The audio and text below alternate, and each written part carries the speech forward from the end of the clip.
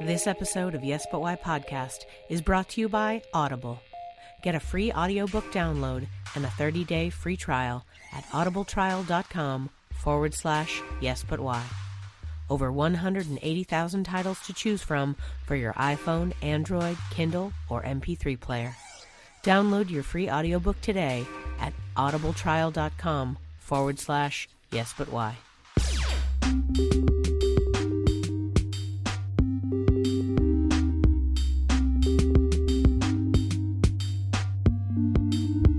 I'm Amy Jordan, and this is Yes But Why podcast. Yeah.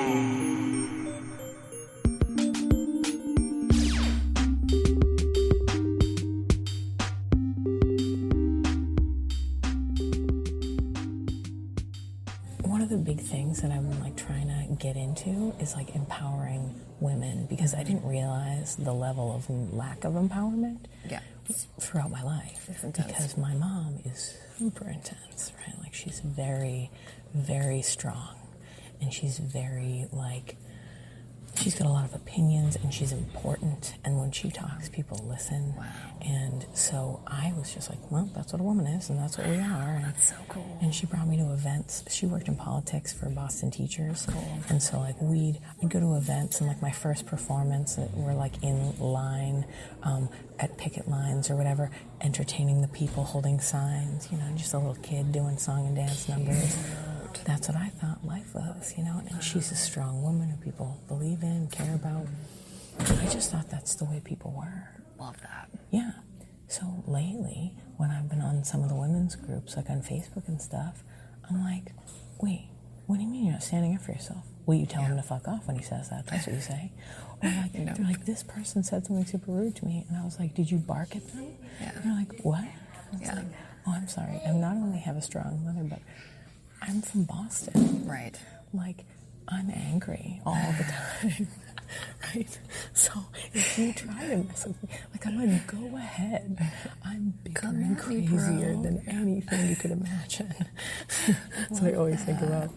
Yeah, I'm from the Northwest, so that's just not a thing. And also being raised kind of in the country, redneck, whatever, was just oh, I don't know. I've never felt I could really talk back to people for safety reasons, as you just kind of laugh and pretend it didn't happen and get the fuck out, Safety reasons, meaning there was militia crowd or that type of people in your vicinity? No, I think a lot of women do not respond or laugh it off when those things happen, like sexual harassment, for example, because maybe they're young, there's an age dynamic, they're just afraid someone's going to hurt them. People will fuck you up. Yeah, it's true. And maybe you are a woman, and maybe you are a little bit less strong, or a little bit smaller, or a little bit more alone in the world, Yeah. All kinds of factors. So I love that you had that experience, and that you have always felt strong. And I know that is not a normal way for women to feel I didn't America. Realize. Yeah, I didn't know. We're still a developing nation in many ways. Yeah. It's it's funny how we are just who we are. I didn't know until somebody was hey, everyone feels really they can't do stuff. And I was why? Yeah. Let's do it. Right. Come on. Let's get out there. And I was stand behind me. I'll tell them. Yeah. They're not going to mess with us. Love Be that. what, you got a problem? Yeah. What? Just even the sheer idea of people feeling they don't have rights is, I'm well, just take them. And they're well, they're laws. I go, laws. Yeah. Good guys, laws. Laws are silly. Laws don't mean you have to be a certain way. Right. Laws were made by someone who had a reason, for whatever reason. You live your life the way you have to. And if you have to fight, you got to fight. Right. Right? And that's how laws got made and changed, and amendments and all kinds of things, as people fought for it. Oh, well, I'm way more cynical in that I think that most people who are at the level of government where they make laws are just working for themselves, and they're not actually representatives of anyone. There's so much of that. And so when they create a law is 47 rules with one title, and one rule means something to the people, and then the rest of them make money for them. Ugh. And so realistically, whenever like, for instance, when the, like, bathroom laws, when people are talking about, like, oh, you can't go, I go where you want. Yeah, for and sure. they're like, but there's a law. And I go where you want. Yeah, go I where you'll don't be care safest, what the too. law is. Yeah, if you look like a woman, go in the women's room, Do for whatever sure. you want. Yeah. Like, I don't know that I've ever, and my mom also was like, everybody's the same. Doesn't matter what they look like, doesn't matter who they love, doesn't matter how much money they have, they are the same as us, so you treat them nice. And it's like, well, nice, but also like, you got a problem? I'm holding my dukes up. Right. You know, that kind of no stuff. one's immune. Yeah, trouble. Everyone's the same standard. You're my pal, unless I have to punch you. You know, that kind of stuff. But tell me, yeah, totally. So I don't know anything about the Northwest. Where in the Northwest are you from? And then, like, you say redneck. I don't know what that means. Exactly. Yes. Because, like, you know, I'm from Boston. They told me what Texas was like when I was growing up. Turns out that's not actually what Texas is like. Right. So where you're from like? Well, I'd say American country is American country, but regionally it has its own little different flavors, if you will. So, like, it's not that different where I'm from than Texas. It's just not Texas. But, like, country is country. Like, the people I grew up next door to had thick southern drawls, even though they'd been in that community for generations, you know. Grew up just south of the Canadian border in Washington State, so, like, I could see the Canadian mountains, and also mountains in Washington surrounding. So, really beautiful kind of farmland, and a lot of people living around in, like, old farmhouses that weren't really being used for farming anymore because, you know, with the industrial farming, you know, big farm, big ag kind of stuff that happened in the 80s like and took 90s. over a bunch of the land. All the little farms just kind of were evaporating throughout my childhood and on. So a few friends were still on working dairy farms, but we were on a retired dairy farm, and we just had like sheep and goats and a few cows and such, chickens and all that. But like the neighbors, it was a lot of like little trailers or little what's the word, like mobile home kind of things, but like then surrounded by like a boneyard, just like old cars broke down, like old whatever they could salvage because they like to fix cars or they're a mechanic or whatever. There's like a lot of that kind of shit going on. So when I say redneck, that's what I mean. Like just a lot of like kind of semi-clothed children running around screaming and chaos. And like we had our little like kind of white picket fence, very religious little house that we were in our little, 5 acres, but it was kind of, surrounded by like some very Christian families that were also homeschooling. It was like kind of a very conservative area. And then some that were just kind of a little bit more wild and not religious and not really supervised. And I'm still not clear if there was drug addiction going on with the parents or like exactly what was going on. But just, kind of a little bit of chaos ensuing around. I feel like there's a lot more chaos with parenting when, like in the 80s and stuff, now I feel like there's a lot more like people are watching you and making sure you're doing the right thing, but there's a lot of not watching. There was not watching happening. I mean, my parents tried, and that was why they homeschooled us in part, was because they'd had horrible experiences in the public school system as kids, and they didn't want us to get bullied like they'd been and to deal with that. So that's hard. Yeah, and plus from the like their point of view stuff too. I think they were like, we want to protect you from the world, and they wouldn't say indoctrinate you, but like indoctrinate you with very specific programming. So that was going on for me and for some of the neighbors that were also homeschooled. Were your parents like meek in the way, like you said, they were being bullied? Like, were they, like sort of quiet and shy in that way, or was it like, do you think they were being bullied because of the Christianity? And my mom was raised Catholic, but not like crazy Catholic like I was, and my dad was not raised religious, but they both, I think, had certain levels of developmental stuff going on. So like my dad was put in a class with the retarded kids, as they said back then. Oh yeah. Even though it was just like he probably was like a little bit autistic or just like just had dyslexia or something. Yeah. But like, will never be diagnosed because that just wasn't something that happened. Yeah. And try admitting to that when you're a tough Republican man. Like you're not going to admit that you can't really read. You're just going to like keep fixing cars. And I feel like the older and older you get, you just keep denying it because it just like feels like, I should have done this by now, so... Yeah, and you just feel stupid because one. people have been telling you to be stupid his whole life, so... Yeah, that's never great. Yeah, it's not great. It never leads to you being nice to the people around you either. No, it does not help anything at all. So that was happening, and my mom had her own stuff. I think she's probably a little on the spectrum, mental health, like, her own little rainbow of undiagnosed things, so... Yeah, and nobody was very sensitive to that back then. No, God, no. Yeah, and I think she tried to tell her parents that she was struggling with depression as a kid, but it wasn't a thing that anyone had words for or understood in the 50s and 60s. No. So it's just like, I want to kill myself all the time. It's just like, join the club. Yeah, exactly. Here's your pills. Do it. I've seen pills. Yeah. No one did that, but yeah. Well, I think about things like. There's that Rolling Stones song, Mother's Little Helper. Yeah. And I used to sing that when I was a kid, just Rolling Stones. And then as I got older and now I'm a mother, I'm like, oh God, were mothers actually taking a pill? Sure. And then I was like, I Googled what pill were mothers taking. It's like benzo or some shit. Yeah, it was like that or Quaaludes. Yes. Quaaludes. Are you kidding me with the Quaaludes? And they were all drinking and smoking cigarettes. And just the kids were just wherever. I was like, what happened? It's bad. That's why I'm like, guys, when the other mothers get really you gotta watch them. I was like, our parents didn't even know where we were in the house. Mm-mm. We were fine. No, your kids are gonna be all right. Yeah. The safety measures in your house alone to protect them.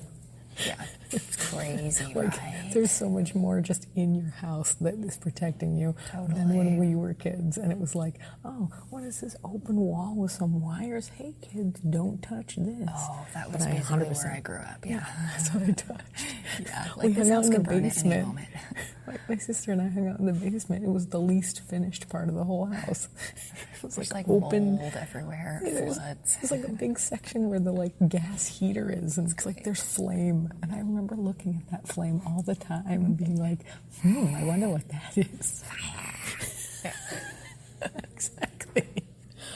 Oh man, so you mentioned that you're living with your family for a while, and this small thing, you got homeschooled. Mm-hmm. Did you go to college from homeschool, or did you not go to college? Oh, I did. And you went to college. I have my mom to thank for that because she pushed me to do it. Because I didn't have any proof that I was an intelligent person. I was just I've been here on this farm all my life. I've been homeschooled, and they don't have records.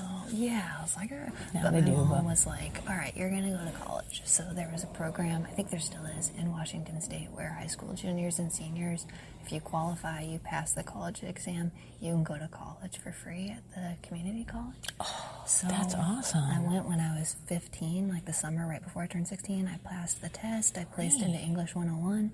And then the month that I turned 16, I started going. Great. So I got to get an associate's degree right before I turned 18, and then go to a 4-year college after that. Oh, you went there. Finished up and had a career out of that.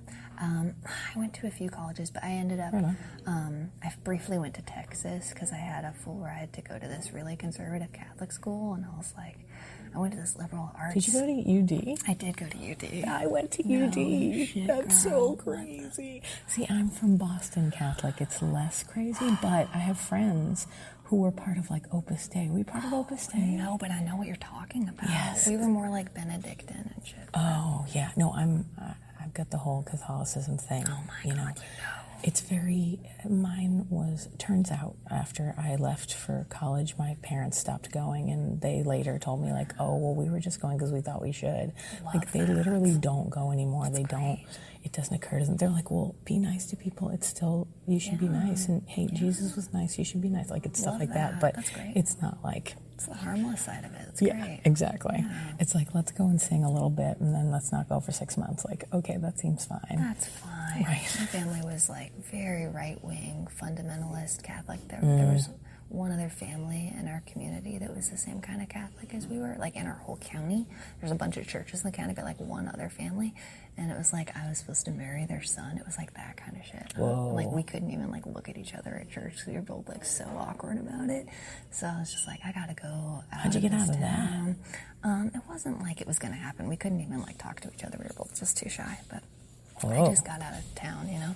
Yeah. So I went to University of Dallas That's for so one crazy. semester. 10 minutes, yeah, right? and I was like, whoa. It was when Bush was getting re-elected, I guess. It was 2004. It was my first time voting. I was the only person who voted for Kerry on the whole campus. Everyone gave me shit. Bless your I heart was for like, hey. thinking we're the same age.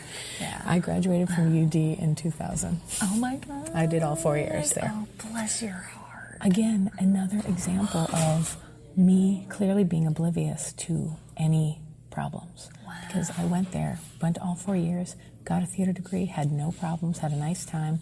That's great. My friends, when we graduated, were like, how'd you feel with that oppressive religion? And I was like, what? So rough. And I was like, I didn't even notice. I love I that you didn't even Pollyanna know. your way through. I feel like I had no idea how much I'm clearly Pollyannaing my whole life. Like, I don't know. I didn't know that there were... I was like, oh, well, I mean, they said to pray, but I was just like, well, I'll just sit here quietly. That's all I... What? Yeah. What was wrong? I think it was just... I don't know. Yeah. I mean, UD is not for everyone. Believe me. I think if you're the right person, though, it could be pretty cool. I mean, I'm a like super the theater gal, so I never really did anything else. Great. It was like, I who knew really there was just went religion? for their English lit program. I was Oh, like, good one. I'm an English lit mythology nerd, and you know, so you got a little bit that in. class. I aced lit trad. The professor was like, no one gets an A in this class, or maybe one person. I was like, I'm gonna get that A, and I got that A. Do you remember the teacher? Nope, he was like tall, kind of blondish, German looking. Okay. Yeah. Yeah, I don't know. I honestly don't remember half the people's names. People always do. I was just a weird figured experience. my audience might be a little UD-ish. They'd be like, oh, interesting. You never know. UD. Okay. Because my college friends, Of course. support me. Blows my mind. But so after UD's not for you. Where'd you go after that? I went back to my, not my hometown, but like the city nearest, like a 60,000 people city, and Bellingham, Washington. I went to Western Washington University there. So it was like 20 minutes from the farm. You know, I really had gotten out of the small town. But Bellingham's sort of city. It's Yeah, a little that's blueberry. major. You know, it's Washington's very red. Oregon, California, very red. Outside of Bellingham, Olympia, Seattle, Portland, Eugene, San Francisco, LA. Outside of those cities, you are in red land, and that's where I grew up. So going to Bellingham was like, woohoo, Yeah. I get to be me a little more, and I moved in with my gay friends. We had this little gay household for a couple of years, and it was a nice little era. It was tough because it was like I was no longer, my family had been my support, my whole life emotionally, and my primary friends, all that stuff that happens when you're in a dysfunctional, surviving household. So that was a thing, and then it was kind of like I had to leave all that behind to become myself. So I was like, oh, I'm, a kid, and I make no money, and I'm in full-time school, and I'm like living off of nothing, and trying not to like take too many loans out so I don't have debt, so just like scraping by, and like slowly got some jobs, and like eventually was working full-time, and like built myself up. I got an internship at the state senate working for a senator, and that was like my first time of having like a stipend. It was just 2 months, and it was $1,200 a month, but it was like the most I'd ever made in my whole life. And so like since that point, I've never been like impoverished. Like that job just helped me like get on my feet in a way. And so you just like saved it and like lived on it for a while. That's solid. I just had cheap rent and stuff, so I was able to like, okay, I have this money, I'm like caught up, and now like, okay, I have a little bit of loans coming in, I have these jobs, and like from that point on, it was like I've never been like ground zero before. That's nice. But I've also You figured out the juggle?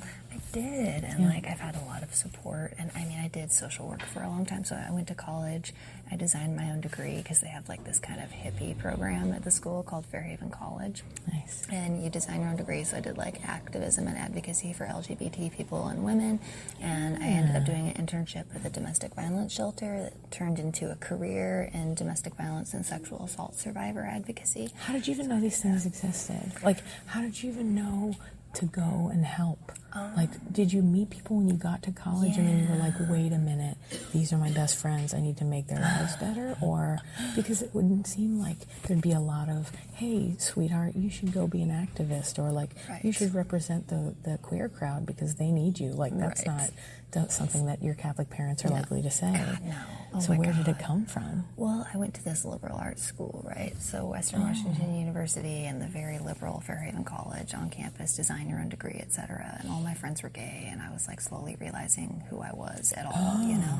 And when I was going to Fairhaven College, I met a friend. I think we had a class together, and she was working at the domestic violence shelter. And I was like, oh, that's fascinating, you know, and had an interest in it and ended up doing the volunteer training and doing a little bit of volunteering, not a ton, but like I did my internship there, and I did legal advocacy internship, so I'd go to court with people trying to get restraining orders and like help them fill out the paperwork. And I mean, I wasn't like doing it alone, like I was like being taught how to do it by the legal advocate. But you like found so I was, like, the 18, people but, like, who could get you into that position. Well, that's good. yeah, and then when they're hiring, it was like, okay, she already knows the drill, so I started doing the overnights at the shelter, and then that eventually ended up being better positions, and then I got hired at an even better organization. I had my own office and like office hours, plus like carrying the hotline and doing prevention work and like after hours crisis intervention, and like just like they had a shelter, but they also had like an office, like counseling center, advocacy center. So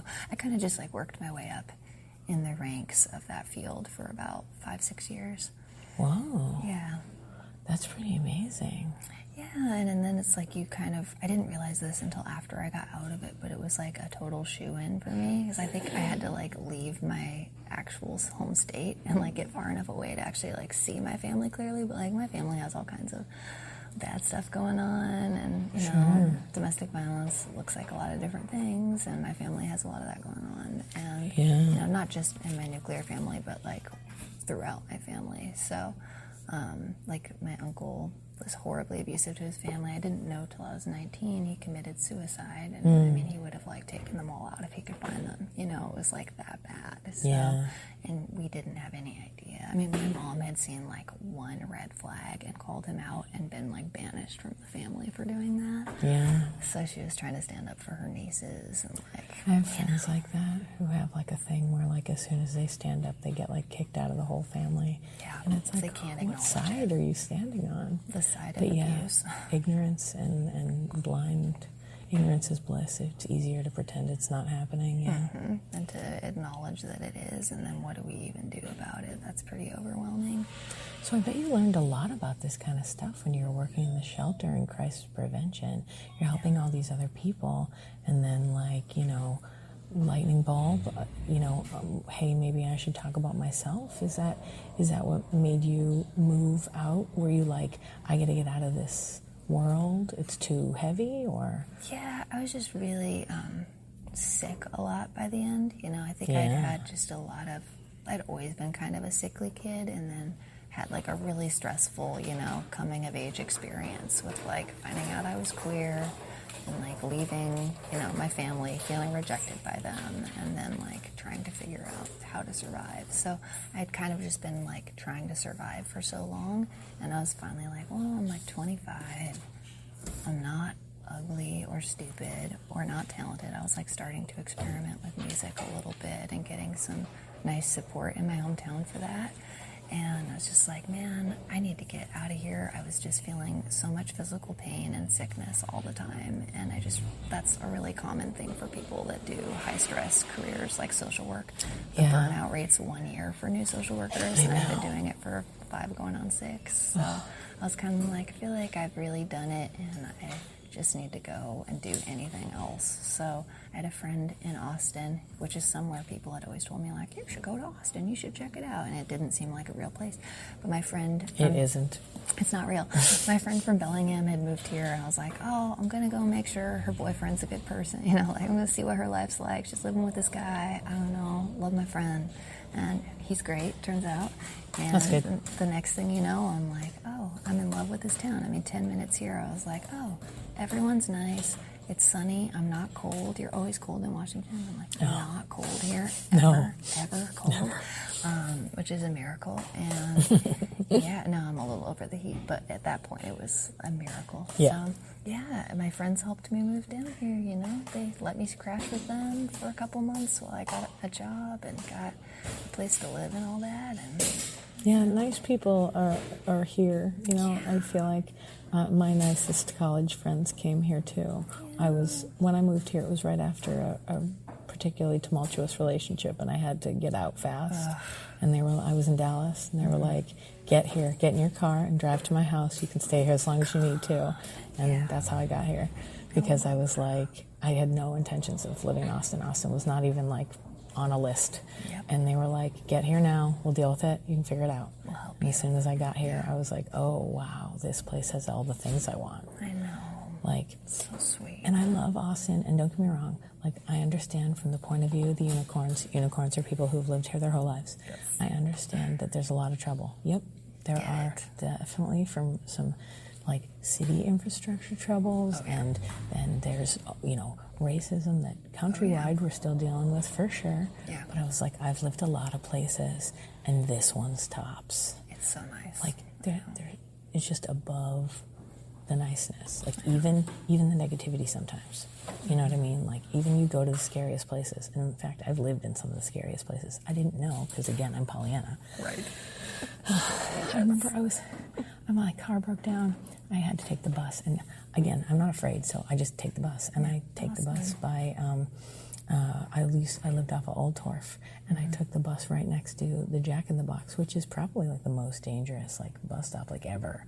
Yeah. And I'm sitting there, I don't even think about it. I have no, I'm just I'm fine. Everything's fine. And this woman sits down next to me, and she looks rough and tumble, so many tattoos, and she's got all sorts of stuff. And she's like, "You know what? I used to sell drugs right here." And I was like, "I'm sorry, what?" And then she told me her whole life story.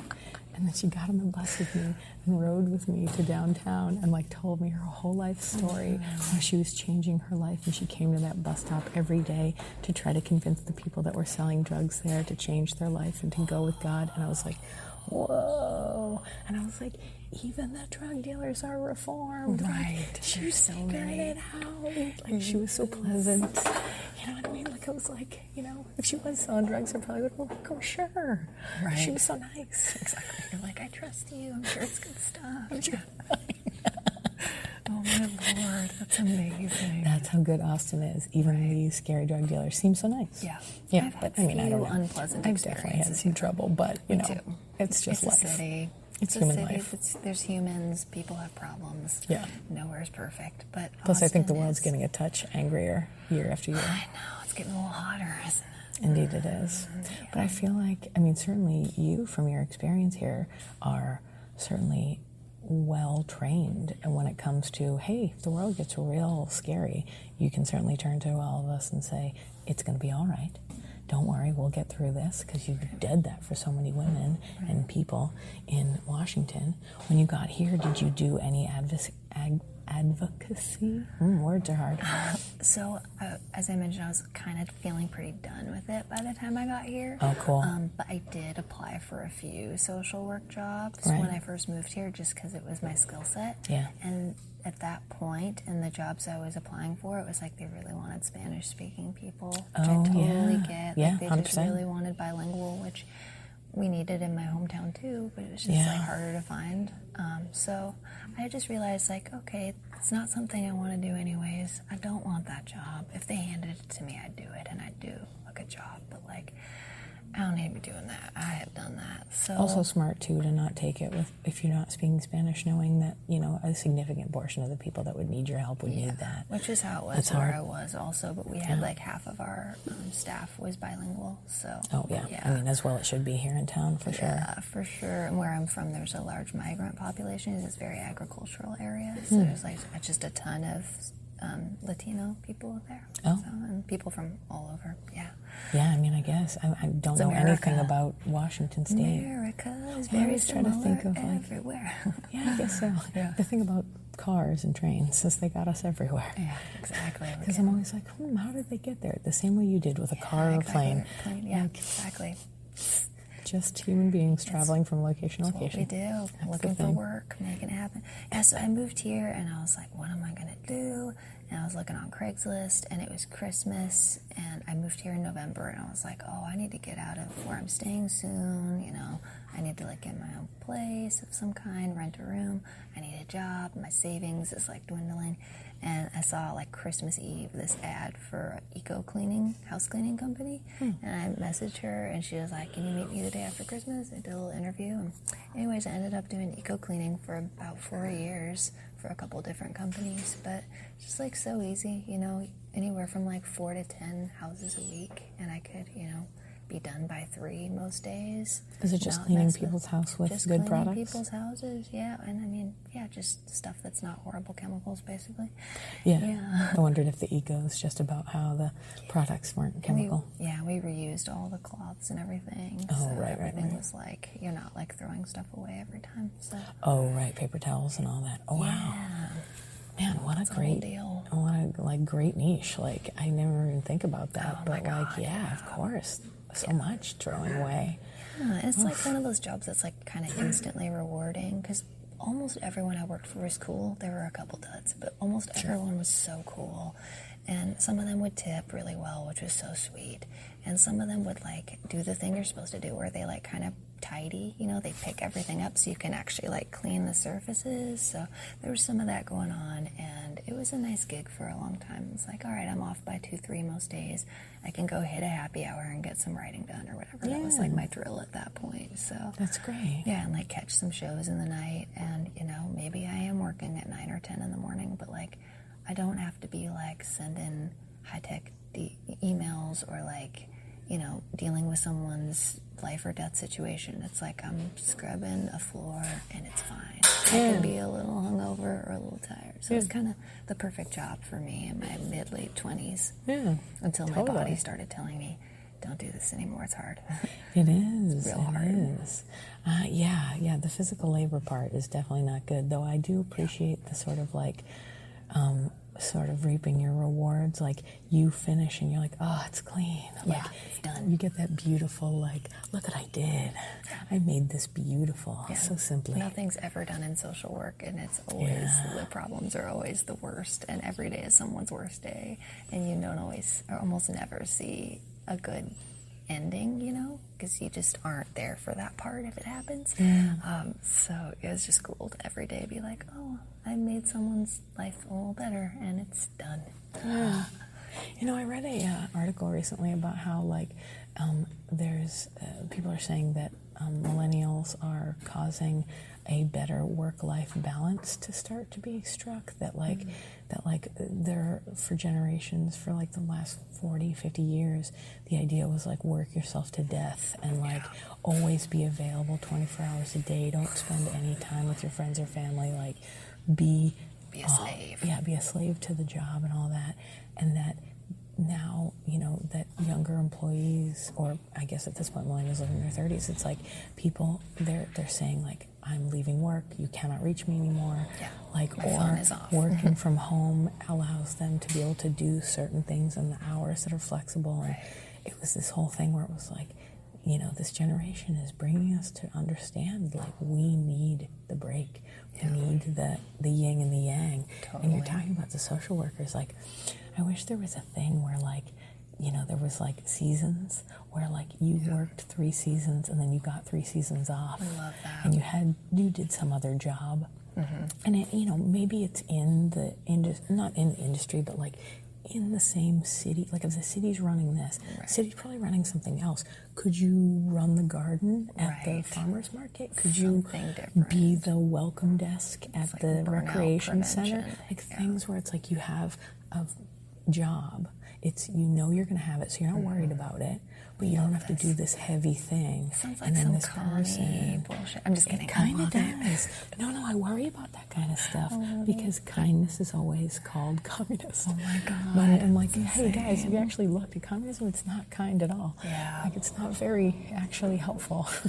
They want you to think so, but that's not the case. Being helpful is not communist. I love the idea of having different jobs for different seasons, though. I think that would work really well for a lot of people. Like, certain people, not, but I wonder if when millennials finally, well, and there's soon, I mean, with AOC, there's people starting to get into government.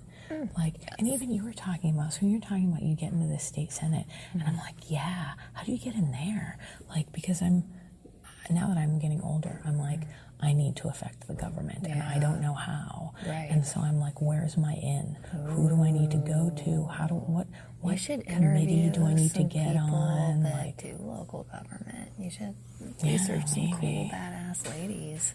Oh, well, that'd be cool. Shit. Yeah. Yeah, because I bet that it's probably, like, there's probably a lot of, like, kind of, I don't know, entry level's the right word, but, like, ways to get involved, entry like level, you said, with committees. I am not one of these 40-year-old, I'm 41, I'm not one of these people who thinks that I can't do entry level work.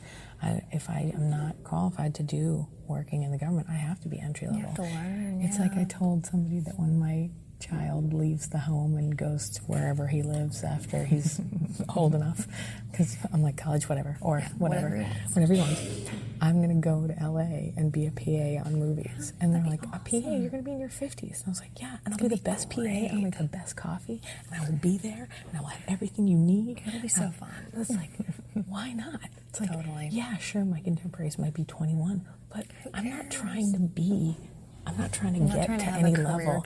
I'm trying to just have a good time and like see different things. Yeah. But like, so I'm saying with Senate, so you got in, did you just like apply for an internship and that was it? Easy peasy? Or like, there was a was little it through process. College teacher that got you in? Or? Yeah, it was like the political science departments at the university did like interviews. There was an application process. When I was at UD, I actually found this program online, and I was like, oh, I really want to do this program working for the legislature. I'd have to be in one of the Washington schools, so realistically I'd do it. So when I decided to go back to Washington, I was like, oh, cool, that's something I can apply for. So I applied for it, and it was kind of, I'd already been doing some legal and political work at my college, so I was like a little bit of a shoo-in for it, I guess, but it's kind of weird. It was like all college seniors that were doing it, so they were all like 22, 23, but I was really young, as I mentioned. I was like 19 doing this, and same exact internship, and I mean, I don't think I was like horribly prepared for it. I think I did totally fine. Not great, not bad, just totally fine. It was all mostly just corresponding with constituents, like answering. It wasn't really so much email at that point. It was like a lot of letters at that point in time. But yeah, answering just as the senator, like writing and drafting responses on like what would the senator say, and the senator would, glance at it, make sure it's okay, and sign it. So just doing that kind of stuff, basically. And like, that's intense. Going to different, hearings for different bills I was interested in, and kind of learning a little bit about the process, but that was a long time ago. I don't feel I retained a bunch.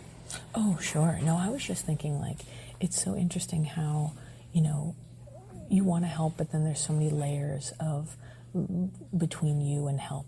Like, even just a social worker, that's their full-time job, but there's still layers between them and getting the job done, because there's bureaucracy and there's all sorts of, like, you got to be real careful laws, and, you can't hurt this guy's feelings or that guy's feelings, or hurt this guy's rights or that guy's rights, and, like, it's usually the rights of the mean guy, and you're like, I don't understand why we got to be so protective, but when you're a good guy and not a bad guy, you got to be, which sucks. Yeah. Hard to be a good guy. Easy important to be a bad guy. Yeah. But so important, so really great. Yeah. When you got here, you're working with also, so other cool thing that I was thinking about in your story, your eco-cleaning thing, you're working for a lady too. So like you have a woman-run business you're focused in. Yes. You're doing writing on your own. You have your sort of creative outlets. You're going to see shows. You get friends, which is great. Yeah, I've got friends. How many years were you here before you felt like, you're comfortable, you're going to stay? How, when did you start getting involved in, performing? Because you kind of got to feel settled in a place before you can do stuff, I get. Yeah. Well, I started hitting up the open mic scene like pretty instantly when I moved here, because it's just awesome. like, it's, I'm sure, pretty similar for comedy if you do stand-up or whatever. It's just kind of like open jam, anyone can do it. Show up early, sign up. Some people are good, some people are brave, And I was definitely one of the brave ones for a while. But slowly got better, and I would always just bring, like, here's something I just wrote, and be, like, reading it off a piece of paper, and, it was probably garbage, but people were so nice, and just met the sweetest people, and still friends with some of those folks who've gone on to have larger careers and such. So it's cool to see how, like, just because it's like just an open mic, it doesn't mean that people there aren't good, and it doesn't mean that they won't have cool careers and do cool things. It's just like, it's like who's new to town, who's newer to the craft, whatever, that's who's hanging out. So like my advice is still the same. I don't know if it's relevant now, but I feel like it is probably always relevant and timeless. Like if you want to get into creative stuff, like just start going to like the entry level stuff, you know, like meeting the other people that are fresh on the ground and seeing what you can do with that. So I did that for a while.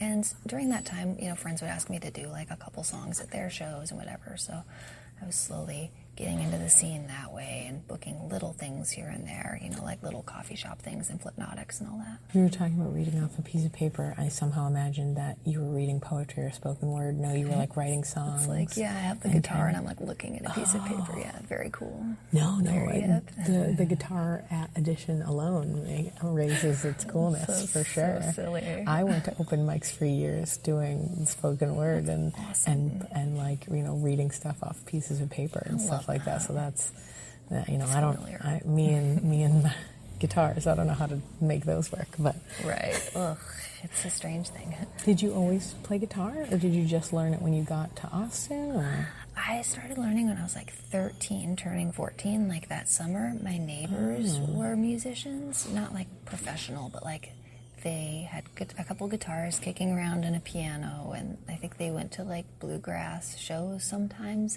They were like a little bit more in the scene. I didn't really have any exposure to that. But my friend's mom, this is one of the homeschool moms, Diane Williams, loaned me her guitar and some little chord charts and just kind of showed me like, this is the 101, you know, probably took like 5 minutes. Just be like, this is how you read it. That's what that means. Go to it. And I just kind of sat home and figured it out. And that was right around the time we had like dial-up internet. So I could like go online and find like christianguitar.org or whatever and like find the chords and the lyrics to some of my favorite praise and worship songs, and also like a few Beatles songs and stuff like that. Like a Dixie Chick song, you know, a Jewel song. There were like a few other songs that weren't Christian, but it was mostly like for Jesus and mostly a Christian youth group. Dixie Chick was very in the religious crowd for a while, right up until she said she didn't like Bush. I know, how crazy is that? It really is ridiculous. It blows my mind. Especially these days. I know.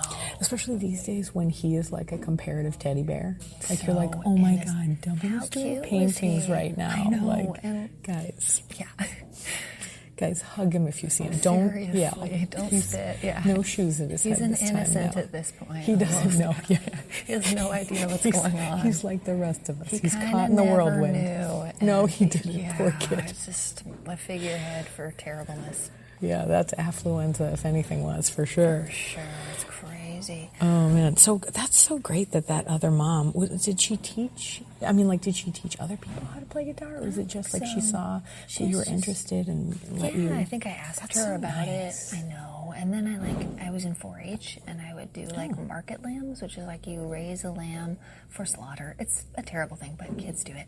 And presumably rich people, I don't know, people with money will like buy these sheep from you, and it's like really good meat and, you know, technically like organic, free range, like all the good things.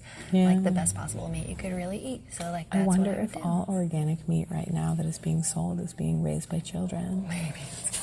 It's so crazy. It's all just like that 4-H ring. Yeah, it's like. But they like snuggle with the lambs. I loved they have a good life. I had mine leash trained, and I would make all these little jumps for it in the woods, and I would take it on runs and like have it do all these jumps and tricks. And I was like, it's building up its little muscles and it's making it better meat, which is probably not true retrospectively, but I didn't know anything. But yeah, I sold a sheep that summer, and then I was able to go to the little music shop and get a little guitar, a little guitar case, and then the rest is history. I mean, it's not history, but I was playing some praise and worship music then, a little more religiously, if you will. I had a little band with my friends, and kind of learned some stuff through the religious scene. And then once I stopped being religious, kind of just set it all aside and was college work, survival, until like probably 23-ish. I was like finally digging myself out of the hole a little bit, had my first good job. And friends were like potluck style hanging out, passing a guitar around, and I played something, I forget, probably like Jewel, You Were Meant for Me or something, like just whatever I could remember. They were like, whoa, you can play and sing. Let's start a band. So the next thing you know, you like have a little Americana bluegrass lady trio. And yeah, we're all Leos. What's the name of that? Leo Trio. It was called Leo Trio? Yeah, our tagline was "Back to Me." It's like, it's all about me. It's all about me. It's all about me. Which it was really all about Kelly, but occasionally me. I love it. That's so fun. But we had fun, and we ended up opening for my favorite folk musician, Gregory Alan Isaacoff, at this little house show that our friends were doing, which was like our big gig, because it was like 100 people were there, and it was a packed house, and like a cool gig, and he was super supportive. I'm still like friends with him and his band, and see them when we can, and they were just really supportive and encouraging, and that was kind of, I don't know, the zap I needed to feel like I could do something and pursue the path. So it's nice to have a crowd to, back you up. And so, like, here in Austin, the music scene was welcoming and pleasant and sort of brought you along and inspired you. And totally. And, like, Greg connected me to his co-writers who lived here, so that was nice. And then my friend Shawnee, who I came here, I got to live with them, and they kind of showed me the ropes and where the good open mics were, and share some little shows here and there, Flipnotics and such. So, really supportive community. That's really great. Now, you've been here for a while. How's the community ebbed and flowed over the years? It feels like a lot of people have left. And sure. Where did they leave for? I mean, some people are like hill country for sure. Like Dripping Springs, Driftwood, Lockhart, like out in the country. But like to settle down in a family way? Or? Some of that is true, and some of it I think is just like getting out of the city. It got too expensive, too much traffic, too like gentrification-y kind of vibes. A lot of people have left too to just go to back to wherever they're from. Because it's like, we have a pretty good little community there too, and you don't have to deal with, endless issues finding rentals in Austin, and with prices going up and away, and like all the challenges artists face in Austin. Sure. So a lot of people have left. A lot of people are still here though, and I think the thing I notice a lot with musicians is, and I think this is true pretty much anywhere, but it's hard to like be in Austin and make a living in Austin. If you're a musician, like it doesn't always make sense to get on the road, but also like you kind of have to try to make it work at a certain point, because you can make a little money out there, and maybe you build up some different markets, and maybe that turns into something else, or maybe it's just a little extra money in your pocket. And there's also like a little clout you get from being like a touring artist. I think people are like, whoa, they just went to this place and that place and whatever, and like even if you aren't like balling when you're in those places, I feel like it like makes them look cooler at least. So, it definitely does, yeah. So that's like kind of raises the stakes. Yeah, and I think the thing I think about too, like I try not to play too much in Austin, is I feel like it kind of cheapens it in a way. It doesn't have to, for sure. Like if you're a legacy act, like James McMurtry or someone, you can play 2 nights a week at the Continental, and there's going to be a great crowd there always, because that's the artist that you are and the legacy you have. But if you aren't a legacy artist, playing like, I'm playing 2-3 shows a week, no one's going to come. Like your buddies are only going to come out so many times, and people are going to get sick of the songs, and how are you going to create enough fresh content and whatever. So I feel like for me, like whenever I get to go travel and play, it's kind of like, all right, give Austin a break, come back with a little new energy, and hopefully people will come out. But it's kind of a struggle, I think, to keep people coming back year after year.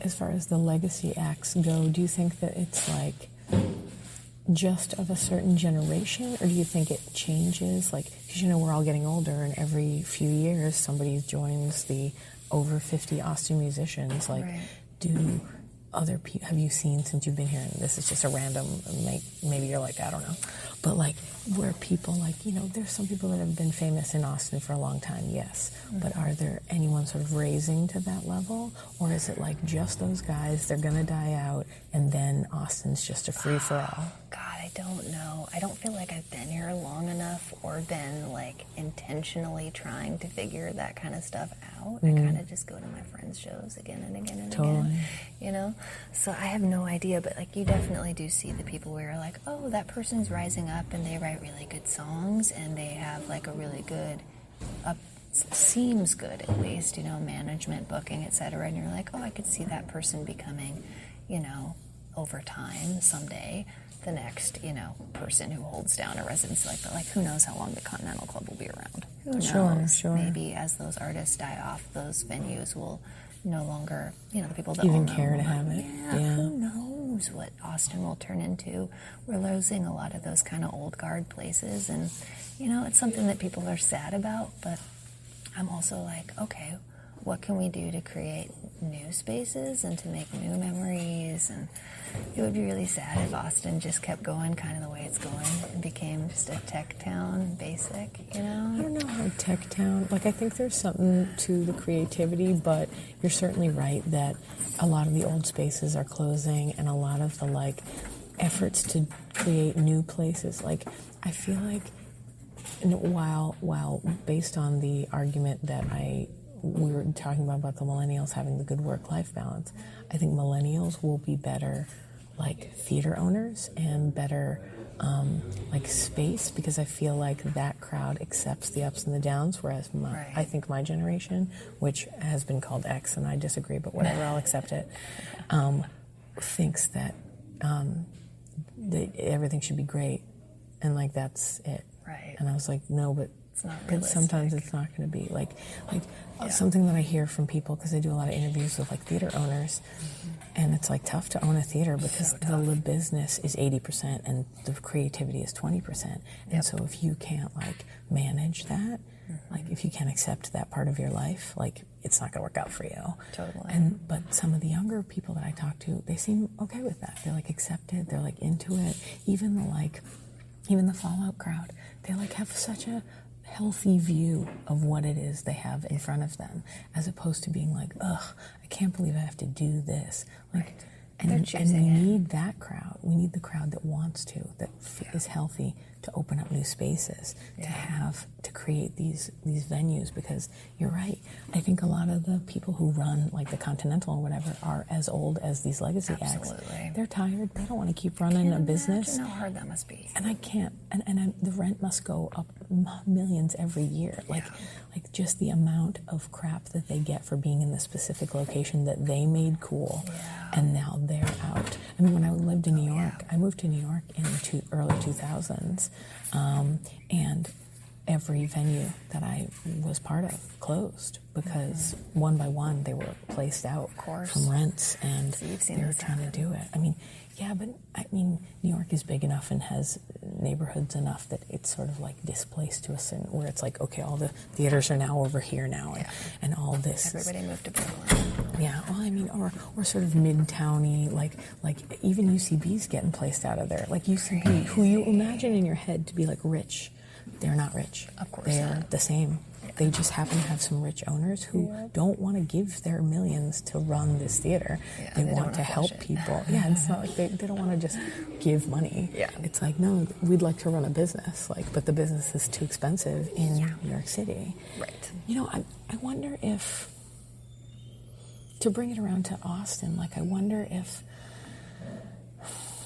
there'll be a new sort of community, because I think music and the arts is a really important thing in Austin, and everyone that I've met in lots of different points and levels have been it's super important to have around, and and that's one of the good things about the town. They even care about it in education, and I started working with Austin Bat Cave, because it's okay, if I'm going to be teaching comedy classes, who can I help the most?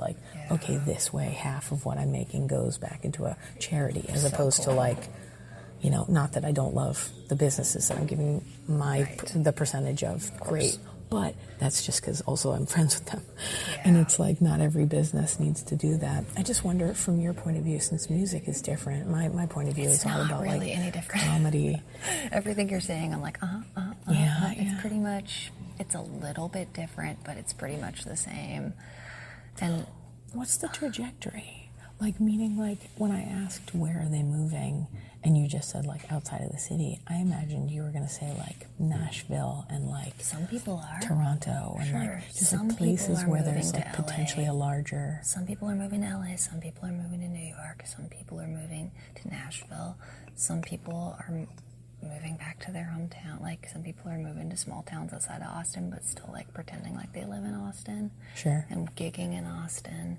It's just well, that's fine though. I mean, is it? So then I wonder if it's the cities that have. I mean, generally I find that cities are the cultural centers, and so Austin has it. Like Houston is a cultural center, even though it just feels so vast.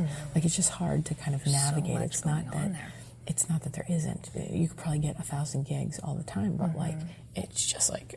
But also you're going to be. It's a 2-hour ride with no traffic from one side to the other. I love my Houston gigs, but it's a huge city. It's really international, and it's kind of hard to know where to tap in. I usually just do house concerts or play at the same venue, the listening room place in Houston. There's Once you get a hook in, you might as well stick with it. Yeah, and it's so interesting too. I think that people have this notion that there's one way to do things, and I like that you have these conversations because you're opening up the fact that there isn't one way to do things, and you're talking about how every artist is different and they're figuring out what they're doing. But like I've had it sold to me this year by people who supposedly know the music business in Austin, like, you gotta do this one way of doing it. Like, you gotta, I'm gonna give everyone this advice. You try it if you want, but this is what this guy's rock band did in the 80s, and it worked for his rock band in the 80s. In the 80s. He's telling me, a folk singer, a writer, to do this now. You draw a circle around Austin, 100 miles out, and you gig at literally every single place you can gig within that 100 miles, and you start moving out, and the next thing you know, you're taking over the world. It's basically the concept, which isn't horrible advice, but it's also like, okay, what I do is really specific, it's really niche. I'm not going to be like knocking down every single club in Central Texas area trying to get my very specific thing to work there. It's just not what it is. And also he didn't ask me, which was the whole point of this conversation. I thought he didn't ask me what I wanted and what my vision was for what I was doing, which is its own specific little thing. Like I don't really care at all about being famous or value it. I just want to basically write my songs, play my songs, build up my own little audience and be able to sustain that and do that thing. It doesn't have to be this big, huge thing. It'd be really cool to get some songs placed in movies and TV. Like, it'd be really cool to do some licensing stuff. It'd be really cool to, like, get into that. I want to keep recording music. I want to keep making albums. I want to keep playing shows, but I don't want to be some teen idol rock band kid in the 80s. So the way I'm going to direct myself is going to be really different than somebody that wants that, like, rock star career. What I'm going to do is going to be, like, a lot more subtle and, like, a little closer to my heart, basically, because what I'm doing is, like, pretty introspective shit. I have some rock songs and I have some, like, punky, weird, experimental shit, and I love that, and I'd love to make a lot more of that. But, like, a lot of the stuff that's resonated with people is, like, heartfelt storytelling, either about my life or about, other stuff that feels real to me, and that's what seems to resonate. It's kind of more of, like, the social worky, counseling, healy-feely side of things, introspective poetry more so than, like, arena rock show shit. It's not that. It's never going to be that. Yeah, the hard thing about what's different between back then and now is, you're right, the niche thing is so much more valued. Like, if you focus so intensely on the people who are going to benefit from hearing your songs, you don't need to do arena rock shows. You don't need to. And maybe if you end up getting to the point, like, for instance, now I can't remember her name. There was that comedian who did a Netflix special. It was a person's name. And is it a lady? Is it a guy? Yes. Is it Nikki Glaser? No. I just saw hers. So No. It was the woman who spoke about. She was from Australia. Oh my! And she spoke about how it started out comedic. Nanette, yes. By Hannah Gadsby. At the beginning of that thing. I didn't know who she was, but I watched it because I watch every, I'm a stand-up on Netflix. If they offer it, I'm going to watch it. I will watch it. I don't even care what it is. And I'll be happy or sad about it. I'm into it or not into it, but I'll watch it purely because it's my thing. I want to see what's happening. You want to see who's getting put out there, too, and what they're getting away with and what's being presented, Yeah, and also, she's international. I'd never heard of her. She grew up in Tasmania. That's not only is that a wild thing that like I literally didn't even know that was a real place until she spoke about it, right? I thought it was a cartoon location, didn't realize it was real. That's how American I am. But in that thing, they have the Sydney Opera House is packed for her already, which means she is already reaching this audience. Huge, yeah. So when people get all rah, rah, rah about how super, super niche her thing was, I go, I'm sorry, do you think the 1,000 people in front of her were sad? They weren't, because you watched them enjoy the whole experience. Who cares what this person in Omaha feels about watching it on Netflix? That's not, her audience is them. Totally. And she shared it with us What in a case a gift. few of us would have been the people in the audience. It's not for everybody, and that's the hardest part I think that people have a hard time with, is like allowing things not to be for them. Yeah. I'm like, that's okay. It's totally okay. What I do is not for most people, and I'm don't have totally to. fine with that. Yeah. I think it's a good thing. But now, with the internet, and with even just with like targeted marketing from your point of view, you can reach the individual humans on this earth We're all on who Instagram. need to meet you, We're all who alone. need to hear your stories. Yeah, because that's the thing. I read this, there was this news article about loneliness and how like loneliness is what's killing us now. Like we can all literally call each other every minute of every day. We can be connected, but we are not. We're using, it's like, it's almost like if there's candy on the table, you're not going to eat it. Like, well, it's available, so I don't need it. But I think I'm but getting at an the same Amber Alert right now. Sorry. the only reason I'm not, I suppose, is because I'm You put yours in my phone in airplane mode. That's so funny. Smart. Okay. Now I'm super excited that I did that. Yeah. Sorry, But I also, didn't. sorry, Amber. I ruined your moment. No, Amber's going to have her moment. Loneliness. But Loneliness. I've been reading Yes, so tell me many about this. articles like this because I'm alone all the time and I'm lonely all the time and I feel like I'm losing my goddamn mind all the time. but there's also like, yes, me too. Yeah. But I'm desperate to connect in a way with other people who also feel that way, right? Which is and I don't know how. You know what I mean? But thankfully, with the music that you have this in with these people. And I deeply hope that my podcast can be, because it's equally as niche in the way where it's like 90% of my things are about improv.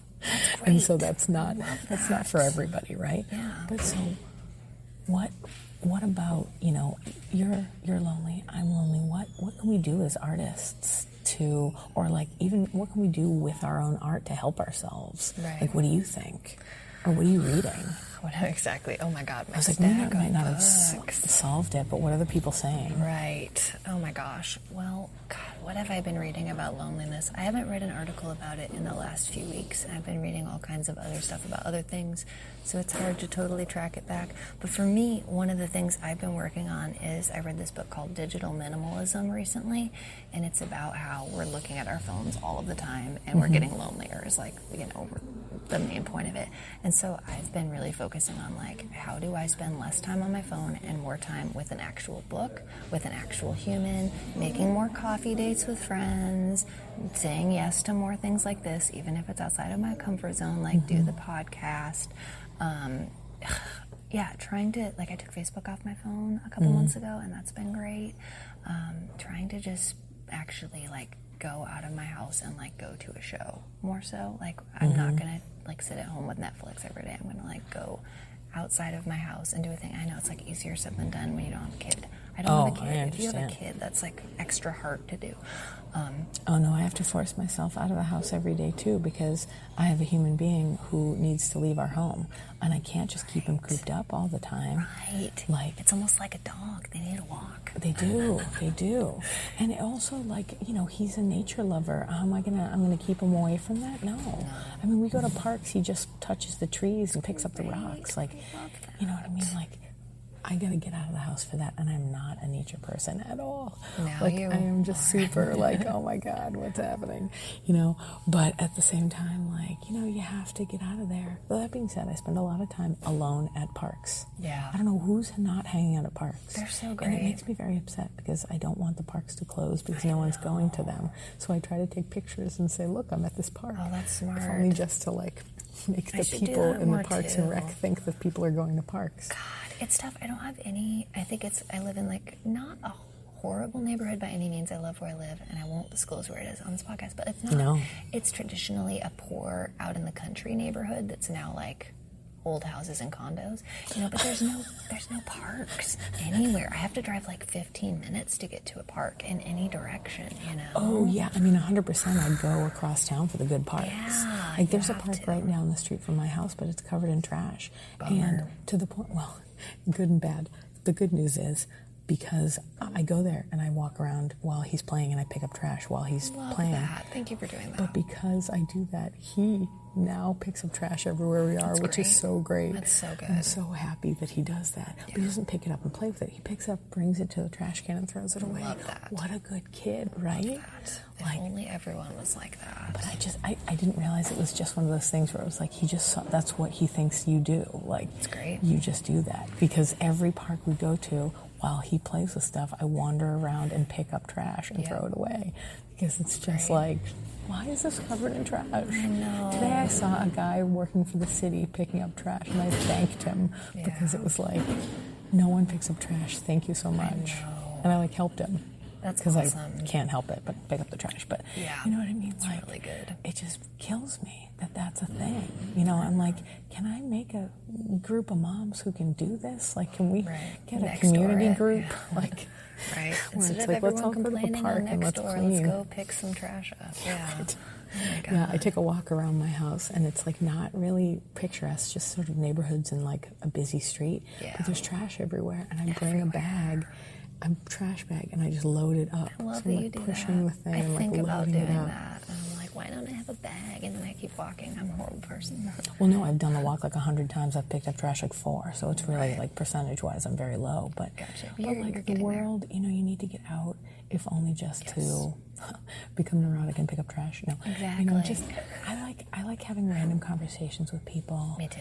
You know what I mean? Like, I talk to strangers better than people I know. Yep. I like smiling at people and making them feel happier. Yeah. Like, you know, I can always tell when somebody's kind of in their own head. And I use the baby a lot for as a connection piece. It's very helpful, and he's very adorable, so it really helps. Awesome. But I do feel the loneliness, even in mom groups. And not just because I'm older, a little because I'm older, but you know, just because I guess I'm different, and I don't think about those things, and then all of a sudden it occurs to me. It's almost like those things we were talking about earlier, where it's like, I didn't know, I like this phrase Pollyanna that we're using, and we continue to use it. I didn't know I was Pollyanna, like I didn't know. And like all sorts of stuff, like I don't worry about my kid that much. I'm like, he's fine. And they're like, are you worried about this thing? And I'm like, no. Like, I'm sure there'll be a time when that bites me in the ass, but that's life. I can't, you know. Can't prevent everything. He will be a human. He will have human experiences. Yeah. There's ups and downs and all around. Yeah, and if I'm stepping in the way, then that's just gonna make him have to, you know, fall through the ice when he's 18. Totally. I'm gonna do this because I do this every time, but so I have this theory of life. Strap in, audience. I do this every episode. I have this theory of life. Every 18 years, we become a different person, and we have to both acknowledge the journey that we're on and where we're on in our individual journeys, and also, like, forgive ourselves. Right. Like, because you wouldn't be mad at a 5-year-old for not knowing what he's going to major in college. Like, you just wouldn't. The first round is 0 to 18. You're with your parents. Most of your first journey is dictated by what they say and do. Yeah. So that's that. When you're 18, you, whether or not you leave the house, you become a new person, because there you are. You understand now. You get it in a larger sense, and now you're trying to become who you are, and you become adult you from 18 to 36. Yep. that's the like journey of you finally being who you are without the parents, without the infrastructure of the family, whatever. You don't have to have it all figured out, guys. 100% not. But I think people feel like they do. I see my mid-20s friends feeling like they have to, and I'm like, no, you're just now ending puberty. It goes to your 25. Like, wait till you're in your mid-30s to really freak out about shit. You know? Like, just keep learning and growing.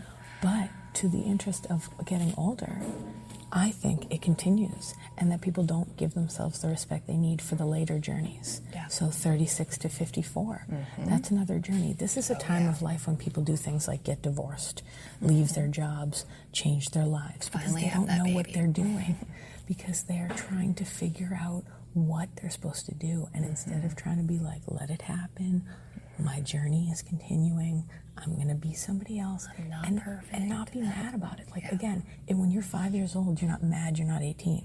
Like, you're just 5. Yeah. Like, so if I'm 41, which is 5 in the journey that I'm currently in, I feel like I don't know what I'm doing right now, but I try to be cool about it, because I'm following this long trajectory journey, and when I'm 54, I'll finally get what this whole lesson was, and I'm just trying to be okay with it. Maybe 60. I was like, is that the math? There's a couple Saturn returns that happen. You know about this? No, tell me. Okay, so when you're born, the planet Saturn is in a certain position, and I really don't know what this means, other than that every 27-ish years, Saturn returns to that same position it was when you were born. Oh. So when you're 27-ish, like really it's like 25 to 30, 31, somewhere in that time the planet returns, and it's like a really tumultuous time. I feel like really what's happening when you're 25 is you're finishing puberty and you're becoming an adult slowly, and you're figuring out what that means, and it's just like a really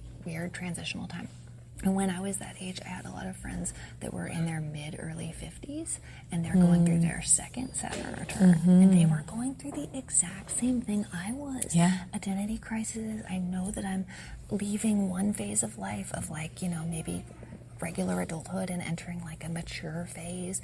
What does this mean? Do I want to keep doing what I've been doing with my career, with my life? I feel like I'm called to do something different, but I don't exactly know what that is. So it's almost like this weird, like, secondary puberty or something. Like, yeah, and I don't feel like we ever figure they don't allow ourselves.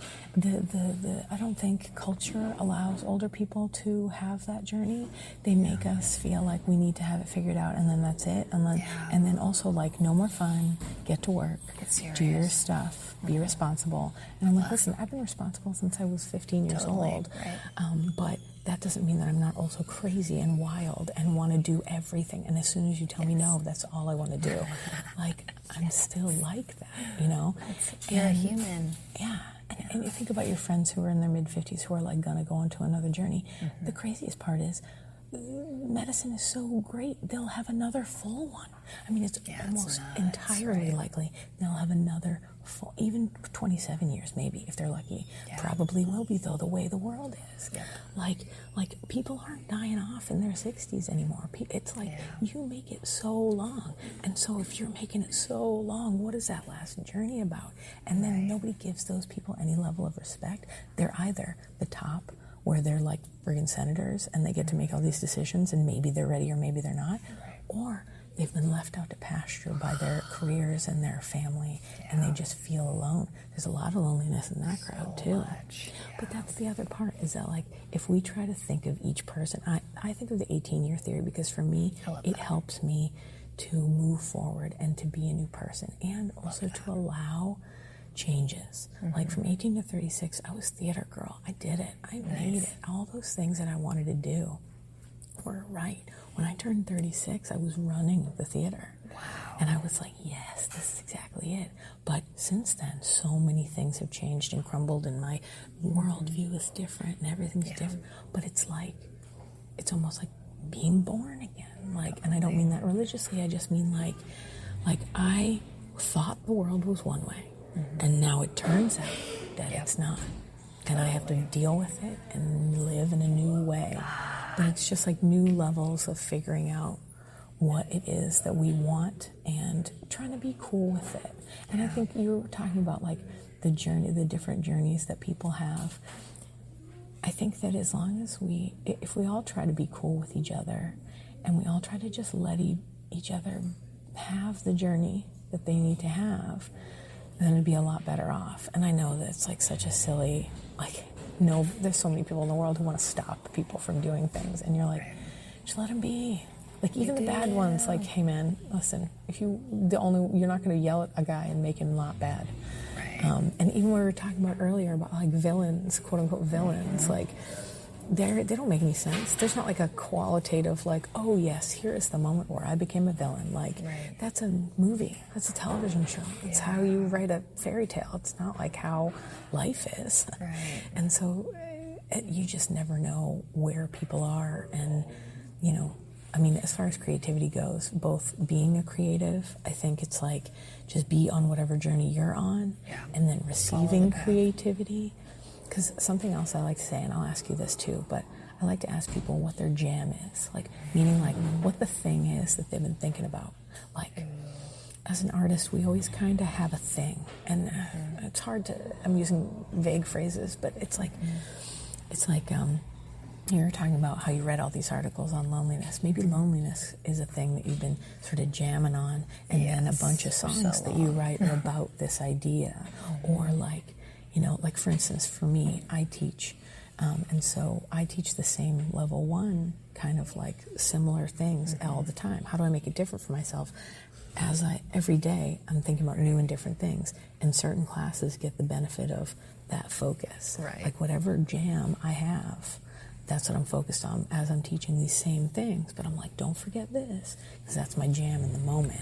Right. As far as your creativity goes, do you have a current jam? Like, are you writing a bunch of songs about similar things? Have you been working on anything that you're excited about? What's the creative excitement in your life right now? Oh my God. I feel like I'm going through a major teenage phase right now. The last few years, really. And I have to give myself space for that, because I didn't really get to do that when I was a teenager. So I'm just kind of like, all right, I'm going to be angsty as fuck. So I feel like my vibe lately has been like teen vampire songs. It's like forbidden love and everything's impossible. It's never going to happen. You know, like kind of emo rock kind of songs. Yeah. But also that's not like what I want to do with my life and play every night for the rest of my life. So like a lot of the songs traditionally I've done in the last, 8 years or so that I've been writing, it has been more like introspective, folk-y songs, folk pop kind of songs about loneliness, isolation, failed relationships, similar themes, but it's just like a little bit more of a rock and roll vibe. But I really appreciate artists that are multifaceted and that make a lot of different things, and I feel really lucky that I've gotten to make, kind of more like punky rock albums, and like not just like straight up folk Americana white people music. Like I've gotten to like get a little more rock and roll, and I have some really cool bandmates I get to collaborate with, and that's kind of influencing the direction in a cool way. And I don't know, I'm in the dark forest right now, honestly. I'm between projects. I've been kind of like rapid releasing for a few years, not with like a PR budget or anything, not with like intentions to like make it this huge splash, just making it and serving it to my audience, and letting it kind of be another layer of foundation essentially on whatever it is I'm building. I don't totally know where it's going. I'm pretty disillusioned with the folk Americana world. I just kind of went to the conferences and conventions and met the people and was like, man, it's just a bunch of old white people. I think they're trying to make it be less that way. I was just like, man, I don't want to be playing for the same old white men forever. Just like, they want to hit on me, and I feel so weird. And I know I'd look like a girl from the 70s that you would have dated, but that's not who I am. And, like, just weird. I'm just like, fuck the patriarchy right now. You know, it's the Me Too generation. This is stuff I've known about and been aware about forever. There's finally a platform to acknowledge it. And I'm pissed off, and I feel like an angry teenager, and I'm probably going to write some more emo rock songs and hopefully get over it and make some cool, like, Bowie-esque, experimental art rock someday, too. But well, I think that the anger, if processed through music, is a good thing. There's a lot of people processing anger in different ways, and I think music's probably a great way to be processing that, both in the performing and in the receiving. I mean, I don't know, but clearly you're saying that your teen years you didn't have the angst, you weren't able to experience the angst as you should have, but for me, there was a lot of loud singing of Avril Lavigne. I love that, yes. Yes. Oh my God. And to get into that anger, you know, I mean, like Ani DeFranco was my jam Love her. when I was in high school. And I mean, what was it? She just turned 50, and I was like, oh. It was like, number one, I didn't know we were that close in age. Number two, like, she's still fierce. She's still making music. She's still touring. She's still doing the thing. But hers is super niche, and she's got like political stuff that she does, right? Like that in and of itself is it's as famous as she needs to be. Oh, she reaches her niche. She talks. Apparently, her book that she sold became a bestseller immediately. It's great. I highly recommend it. Yeah. I was so excited for that for her. I was like, yes, absolutely, she should. She marked so much of my life. Totally. And again, like you said, totally a niche artist, but like had such a huge impact. And she was young and scrappy, and she just toured relentlessly and lived out of her car. And I've always admired that aesthetic. Like that's what I loved about Jewel, who was like the first young female artist I ever heard about as like a young teen, and like she is just like this homeless kid and like somehow got a break, and whoa, her songs are insane. She's talking about crazy like heavy stuff, and like think it's about these like people straight up folk, who were homeless, like Jewel, Ani DeFranco, J.K. Rowling, like these women who were like, I'm gonna keep doing my art and it will bring me up, it will help me. It's for a purpose. Yeah. Yeah. And it's for other people too. Yeah. It's like, it's not just like they're writing it for themselves. They're writing it for everybody. Totally. And you know. And for themselves. Like, for instance, with interest of like Ani DeFranco, who has like, 20, 30 years of albums out there. Yeah. I mean, she released like one a year since she was 19 years old. You know, there's wild. A ton. I find personally that like different times in my life, I need different albums. You know what I mean? You ever like return to an old album because you like need that journey again? You're like, okay, I need to remember this. Like that to me is sort of what we're trying to do.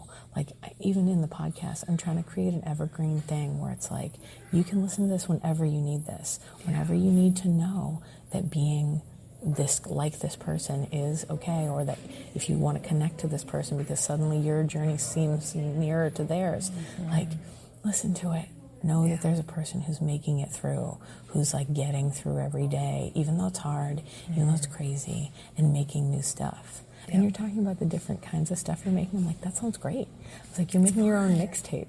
I feel so lucky I get to do it. It really makes no sense that I should be here doing what I'm doing, but somehow the path has just continued to unfold, and I have, regular gigs in Austin, which is not something that I take lightly. I mean, think about how many artists there are trying to make a living with music in Austin, and I have like some pretty good regular gigs right now. I don't have to advertise on the internet. I don't have to bring a single person to.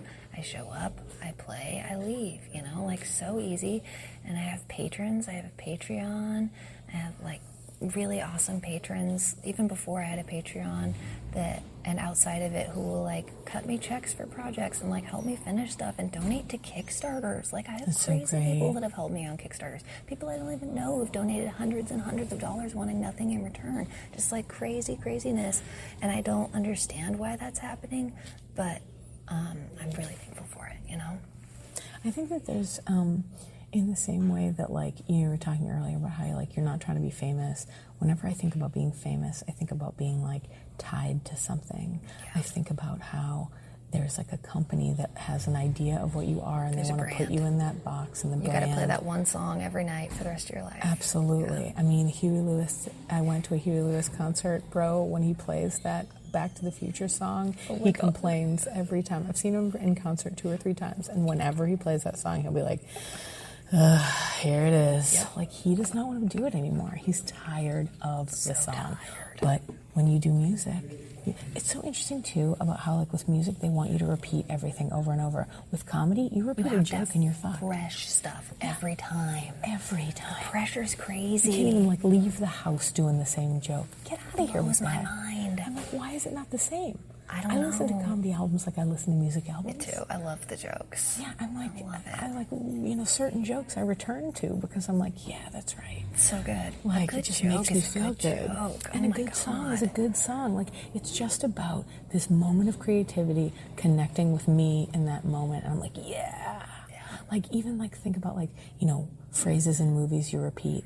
Like, I even think about that because there's people, like, that we know that are, like, writing movies. And then I talk to people, like, with this podcast who actually have had movies that they've written produced. So cool. And to talk to them, it's crazy, because to talk to them, it's, like, so distant from what they've written to what gets made. So because crazy. Every time so many hands get on it. They buy, so when you're a writer, like, they buy your thing and they go, thanks so much, and then they own it and they can do whatever they want to rip it apart. And they can rewrite it 5 or 6 times with different people. Your name gets groups, one very specific legal groups. Thing. Like your based name, on a story by different phrases to mean what you have, you know, and based on your agent or lawyer, that's what you're going to get. And just the idea of that, just the fact that, like, these people who we know that are working hard on stories, that, like, put their heart and soul in these stories, and then they get totally changed by the corporate structure. So this whole thing is to say, don't feel like you have to do the corporate structure. The audience is there for you. The internet is an open market. Right. Like, people, and I see you have tons of fans. Like, there's always people. Like, it's so funny because, like, when you were in my improv class, you were an improv student of mine. And then after you became my student and we became friends on Facebook, I was like, whoa, this isn't just a student. Like, I'm teaching this, like, major Austin musician. Like, you have a crowd. There's a lot you put out there. Like, even just output alone, like, that's important. Yeah. You know what I mean? Like, because you can call yourself an artist all day. If you're not outputting anything, like, nobody can really receive, and that's half of being an artist. It's like being an artist and then having something to give people to receive. Totally. And, you know, you can't control how they receive it or whatever, but you still put out so much and you work so hard to do that. Like, how do you keep yourself going? I mean, we're lonely, we're trying to figure it out, we're angry. Losing my mind. Yeah. Sometimes I get held back by those feelings. Like, that's what stopped. I haven't written in a while because I feel angry and lonely and tired. Yeah. How do you get through them? You're putting so much out there. Well, I'm really lucky in a lot of ways. I feel like I have some good habits. Like, I do the morning pages thing from the Artist Way pretty religiously. And by doing that, I find that sometimes I end up writing a poem or writing something that becomes a song. Or I have really sweet friends that write a lot of music, and at times we'll do, like, we're doing a song a day thing right now for a month, or we're doing a song a week for the next 6 months, or whatever it is that we're doing. So I've had a lot of, like, no one's putting a gun to your head, but, like, we all respect each other, and we're all doing our best to, like, toss it in the Dropbox on the right day or whatever. So, like, a lot of... And, like, support each other to do it. That's good. Community is great. It's so important. And I haven't been writing much lately. I've been in kind of a refractory period, I guess, because I released a few albums earlier this year, and now I'm like, okay, what do I want to make next? And just have been, honestly, like, reading a lot of books and, like, doing a lot of, like, therapeutic writing that's not really directed at anything creative. And I feel like I'm kind of, like, sitting on the edge of the next phase, but I'm not in it yet. And I'm feeling this little tug. It's, like, always been there, and it goes deep, but it's like, I feel like I should do something a little bit punk rock, but I don't know how to do that, and I just have an acoustic guitar, and I don't know what it means, but, like, you know, the angry part of you is like, I just want to fucking rage, so, you know, I'm just kind of sitting on the edge of the pool right now, thinking about jumping in and what that will be like, but I think that's kind of normal. I try not to freak out when I have those seasons of less productivity, because it's like, well, maybe you're, like, refilling the fountain, you know, who knows what's going to flow out later. Yeah, dude, I love that. I think that all the time. I've never really talked to somebody else who actually also thought that, like, that had the openness to, like, I try to be cool with the fact that, like, I haven't done much since I had the baby. And that's your creative there project. There are days, sure, but I don't even think of it that way. And of course, I don't think of it that way, but it is, girl. Totally, because I've been an adult since a child. Yeah, like, me too. I'm not funsy, dance around, sing a song. Like, whenever we go places and there's, like, somebody in a costume singing a song, I'm like, God bless you. Yeah, like, I am so happy that you exist, because I cannot do that. Can't get it. I got fun stuff, sure. I'm pleasant, yes. I have a lot of hats to play with. I don't mean metaphorical hats, I mean like literal, no, I mean like actual costume hats. I have a box of hats that me and my baby play with all the time. I'm fun today. Yeah, but that's how I do it. Like, it's like if I don't have props. I love that. But yeah, I haven't done that in a while, and so I feel like a lag, but I try to say, I'm soaking up a new thing. There's a new world viewpoint. The other thing I think about, too, is I'm trying to accept the new audience I could have, meaning not like I'm trying to be a marketing crazy, but I mean like now that I am a mom and I understand what that means, I can then talk to other moms, especially about the loneliness, about the things where it's like... No one tells you that stuff before your mom. No one tells you. The hard things, too, is that like there's 100 people who want to talk about it, but they all want to just post on Facebook, and I get it, I do too. Yeah. But it's like, let's all sit in a room together. Like I go to one thing where it's like twice a month, I go in a room with other moms and we just talk to each other. And that's all we do. There's nothing to be done. Yeah, it's like, there's like one group that brings food and then we eat and we talk. And that's it. And somebody takes care of our children in the other room. There's a bunch of old ladies who take care of them. And that's great. They're so happy to have kids staying out. Right, it's great, But it's like, I still feel distant from all these people and I still don't know. I'm like still holding them at arm's length and doing that. But the idea of the journey, the idea of trying to forgive yourself for where you are in your journey, I think is so well adjusted. Like that you've gotten to the point, like I consider myself well adjusted, not just because of my Pollyanna-ness, but also like I consider you well adjusted. Not only because I like seeing you exist in the world and you're well adjusted, but also because of what we're talking about, the journey that you've gone through, but you can now reflect upon it. You were not only able to reflect upon it, you were able to like almost like right the wrongs of your childhood by working with those women in Washington State in the center, like in the women's center, and helping them is such a big step to like then get you to the next level, and to know you're telling all these women they're worth it, then you know you're worth it. And you're like, you know what? We all have a journey. We all have our own thing. There's plenty of room for all of us to have whatever exciting journey we want and just be cool. Like Hollywood wants you to think there's 5 spots, but there are not. There's not. There's really only one spot for you, and that's being yourself. And as they say, everyone else is taken. So, do you, and your journey is not going to look like anybody else's, and that's okay. Yeah, it's going to be okay. I'm happy about that. Thank you for talking to me. My pleasure. Thanks for having me. This is fun. Yeah, I feel warm inside now, so I feel like that's a good end. Just a little teary. It must be the estrogen flowing through my body all the time. So great. I have so much estrogen. So much, yeah. It's a wild ride. Very good.